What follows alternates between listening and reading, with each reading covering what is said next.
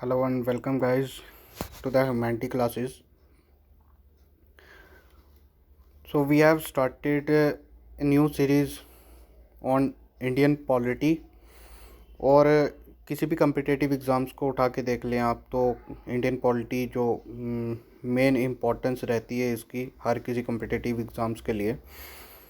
तो आज हम स्टार्ट करते हैं the making of the constitution. जो पहला टॉपिक हमारा है इंडियन पॉलिटी का, making of the constitution. The idea to have the Constituent Assembly was given in 1934 by M.N. Roy। जो आइडिया था कॉन्स्टिट्यूएंट असेंबली का वो किसने दिया था? वो दिया था एम एन रॉय। ये बहुत बार क्वेश्चन आया हुआ है बहुत सारे कम्पिटिटिव एग्जाम्स में, तो आप ये मार्क कर लें। और in 1936 the Indian National Congress for the first time officially demanded a constituent assembly to frame the constitution of India. और ये कब मतलब ये कॉन्स्टिट्यूशन जो हमारी जो इंडियन नेशनल कांग्रेस थी उसने 1936 में पहली बार डिमांड की कि हमारी कॉन्स्टिट्यूएंट असेंबली होनी चाहिए जो हमारा संविधान खुद फ्रेम करे। और जब ये कब हुआ था? एक लखनऊ सेशन में हुआ था 1936 में, जो कि यहाँ से दो क्वेश्चन सीधे सीधे सामने दिखाई दे रहे हैं। कौन से सेशन में हुआ था और किसने डिमांड की थी और कब की थी? The present constitution was framed by the constituent assembly of India set up under the cabinet mission plan of May 16 1946। और जो प्रेजेंट कॉन्स्टिट्यूएंट असेंबली थी, जो प्रेजेंट कॉन्स्टिट्यूशन है जो फ्रेम किया था कॉन्स्टिट्यूएंट असेंबली ने, वो किसके तहत सेटअप हुआ था? वो कैबिनेट मिशन प्लान के तहत सेटअप हुआ था। और कब हुआ था? मई 16 1946 में। ये यहाँ से ये क्वेश्चन बहुत बार आया हुआ है, तो इसको हम मार्क कर लेंगे। अब इसके साथ में हम देखते हैं the composition of the constituent assembly के कितने मेंबर्स थे। तो original constituent assembly consist of 389 members, of which 292 were elected by the elected members of the provincial legislative assemblies, while 93 members were nominated by the princely states, and a representative from each of the four chief commissioner province of Delhi, Ajmer, Marwar, Korg and British Baluchistan was also added। अब इसमें जो total strength थी वो थी 389, और जिसमें से 292 members जो इलेक्टेड मेंबर्स थे प्रोविंशियल लेजिस्लेटिव असेंबलीज़ के, और 93 मेंबर्स नॉमिनेट किए गए थे प्रिंसली स्टेट से। और एक रिप्रेजेंट हर जो चीफ कमिश्नर प्रोविंसेस थे उसमें से चार चार जो एक बंदे उन्होंने इलेक्ट किए थे, वो टोटल थे चार। अब क्या था कि अब मतलब जो सीट्स थी वो इक्वली डिवाइड हो गई थी based on the proportion of population. ठीक है। और ये जो सीट्स थी हर प्रोविंस में वो डिस्ट्रीब्यूट की गई थी मेन तीन कम्युनिटीज़ के बीच में। और वो कौन कौन सी थी? मुस्लिम, सिख और जनरल। ठीक है, सिख ओनली इन पंजाब। उसके बाद में हम देख सकते हैं कि the member of each community in the provincial legislative assembly elected their own representatives by the method of proportional representation with a single transferable vote. तो यहाँ पे हमें देखने को ये मिल गया कि यहाँ पे जो इलेक्शंस कास्ट हुए और जो कॉन्स्टिट्यूएंट असेंबली थी ये पार्शली इलेक्टेड थी और पार्शली नॉमिनेटेड थी। ठीक है। अब इसका फंक्शन क्या था? The first meeting of the constituent assembly took place on December 9 1946 with doctor Sachchidanand Sinha, the oldest member of the following the French practice as an interim president. अब जो पहली मीटिंग हुई वो कब हुई? December 9 1946 में, और इसमें डॉक्टर सच्चिदानंद सिन्हा जी को अपॉइंट किया गया इंटरिम प्रेसिडेंट।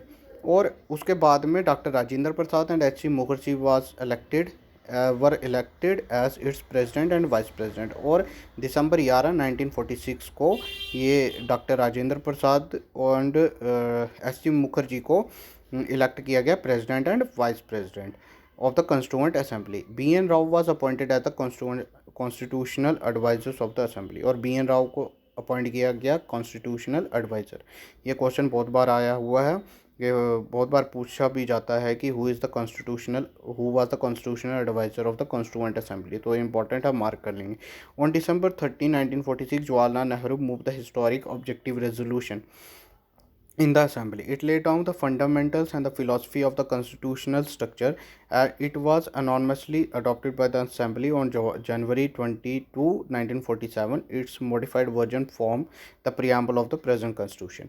अब December 13, 1946 को जवाहरलाल नेहरू जी ने ऑब्जेक्टिव रेजोल्यूशन पास किया और ये अडॉप्ट किया कॉन्स्टिट्यूएंट असेंबली ने January 22, 1947 को।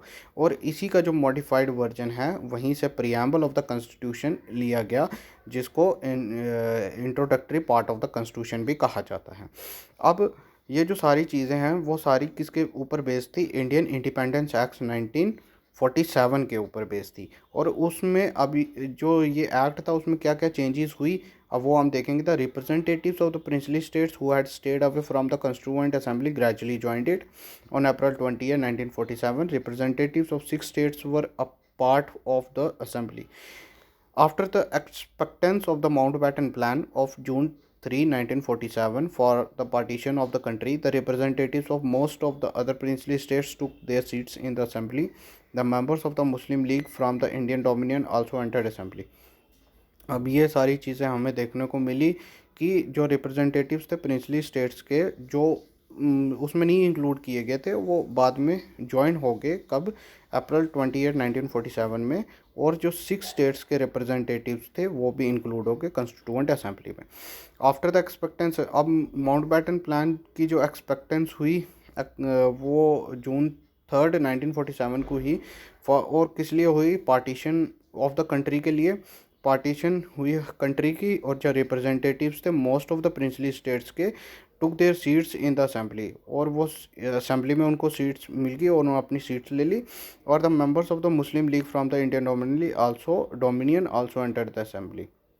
The Indian Independence Act of 1947 made the following 3 changes in the position of the assembly. अब जो इंडियन इंडिपेंडेंस एक्ट था 1947 का, उसने 3 तरह की चेंजेस लाई कॉन्स्टिट्यूएंट असेंबली में। और वो कौन कौन सी? पहली थी, the assembly was made a fully sovereign body.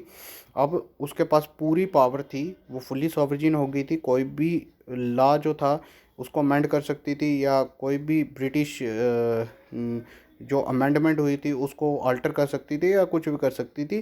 तो अपना कॉन्स्टिट्यूशन वो खुदा फ्रेम करने जा रही थी। Which could frame any constitution it pass the act empowered the assembly to abrogate or alter any law made by the British parliament relation to India. The assembly also became a legislative body. अब ये assembly खाली constituent assembly नहीं रही थी, अब ये legislative body बन चुकी थी। In other words the 2 separate functions were assigned to the assembly. इसके अलावा 2 अलग अलग तरह के फंक्शंस इस कॉन्स्टिट्यूएंट असेंबली को असाइन किए गए थे। और वो कौन कौन से थे? That is the making of the constitution for free India. एक तो कॉन्स्टिट्यूशन बनाना था फ्री इंडिया के लिए, और दूसरा था enacting of the ordinary laws for the country, और दूसरी तरफ लॉ को एनेक्ट करना। ठीक है, जो कानून था उसको एनेक्ट किया जाना। These 2 task were to performed on the separate days. और ये दोनों ही टास्क जो थी अलग अलग दिन में की जानी चाहिए थी। दस the assembly became the first parliament of the free India. तो अब ये कॉन्स्टिट्यूएंट असेंबली जो थी वो पहला पार्लियामेंट हमारा बना फ्री इंडिया का। ठीक है। Whenever the assembly met as the constituent body, it was chaired by Dr. Rajendra Prasad. जब एक कॉन्स्टिट्यूएंट बॉडी की शक्ल में ये असेंबली मेट हो तो ये डॉक्टर राजेंद्र प्रसाद जी इसे हेड करें। And when it met as the legislative body it was chaired by GVL Mavalankar. तो GVL Mavalankar is the first speaker of the Lok Sabha. ठीक है, यहाँ से हमें ये चीज़ क्लियर हो जाती है। तो these 2 functions continue till November 26, 1949 and the task of the making constitution was over. और यही सारा सिलसिला चलता रहा कब तक? 26 नवंबर 1949 तक। और आखिर में हमारा कॉन्स्टिट्यूशन बन के तैयार हो गया। The Muslim league member hailing from the areas including in Pakistan withdraw from the constituent assembly for India। अब जो मुस्लिम लीग के मेंबर्स थे जो उन्होंने क्या कर दिया, उन्होंने कॉन्स्टिट्यूएंट असेंबली से अपनी मेंबरशिप को विड्रॉ कर दिया। Consequently the total strength of the assembly came down to 299 as against 389 originally fixed in 1946। अब क्या हुआ, हमें पता है कि 389 टोटल स्ट्रेंथ थी। अब मुस्लिम लीग ने वहाँ से विड्रॉ कर लिया तो बाकी कितने मेंबर्स बचे? 299। और ये फिक्स हो गया 1946 में 6 तक under the cabinet mission plan. और ये चीज़ हमें यहाँ से क्लियर हो जाती है कि कैबिनेट मिशन प्लान कब आया था, ये हमने पीछे देख लिया। द स्ट्रेंथ 16 मई 1946 में the strength of the Indian province from British province was reduced from 296 to 229 and those of the princely states from 93 to 70। और इस तरह से स्ट्रेंथ गिर गई। The other functions performed by the constituent assembly. अब इसी के बीच में जो कॉन्स्टिट्यूएंट असेंबली ने जो दूसरे फंक्शंस थे वो क्या क्या परफॉर्म किए, अब वो कौन कौन से थे। वो पहला था, it ratified the India's membership of the Commonwealth in May 1949। और उन्होंने रेटिफाइड कर दिया कि इंडिया की जो मेंबरशिप है कॉमनवेल्थ में कब, 1949 मई में। अब हमारा नेशनल फ्लैग जो है वो अडॉप्ट हुआ जुलाई 22 1947 में। और उसके बाद नेशनल एंथम हमारा जो अडॉप्ट हुआ जनवरी 24 1950 में, और नेशनल सॉन्ग जो जनवरी 24 1950 में। और इसी के साथ में doctor Rajendra Prasad has been elected as the president or the first president of India on January 24 1950। अब यहाँ से मैं एक चीज़ क्लियर कर दूँ कि जो नेशनल एंथम और नेशनल सॉन्ग है दोनों ही डिफरेंट हैं। जो नेशनल एंथम है हमारा वो रविंद्रनाथ टैगोर जी द्वारा लिखा गया हुआ है, और इसी में से ही अमर सोनार बांग्ला जो है वो बांग्लादेश का नेशनल एंथम है। और उसी के बाद जो नेशनल सॉन्ग है हमारा वो बिमकाई चटर्जी द्वारा लिखा गया हुआ है। और यहाँ से ये चीज़ें हमें क्लियर होगी। बहुत सारे बच्चे कंफ्यूज हो जाते हैं और जो एग्ज़ामिनेशन के टाइम पे बहुत सारी गलतियाँ भी कर देते हैं इन क्वेश्चंस को लेके। The committee of the constituent assembly. अब कॉन्स्टिट्यूएंट असेंबली की बहुत सारी कमेटीज़ थी जिसमें 8 मेजर कमेटीज़ थी और कुछ माइनर कमेटीज़ थी, और हर किसी कमेटी का एक चेयरमैन था, और उन कमेटीज़ को डिफरेंट काम असाइन किए गए होते। और जैसे मेजर कमेटीज़ थी तो यूनियन पावर कमेटी, जो यूनियन कॉन्स्टिट्यूशन कमेटी थी, ठीक है, उनको लीड कर रहे थे Jawaharlal Nehru ji. Provincial constituent assembly थी, कॉन्स्टिट्यूशन कमेटी थी, सरदार पटेल जी कर रहे थे। ड्राफ्टिंग कमेटी थी, उसको डॉक्टर BR अम्बेडकर कर रहे थे। तो advisory committee on fundamental rights and minorities, Sardar Patel.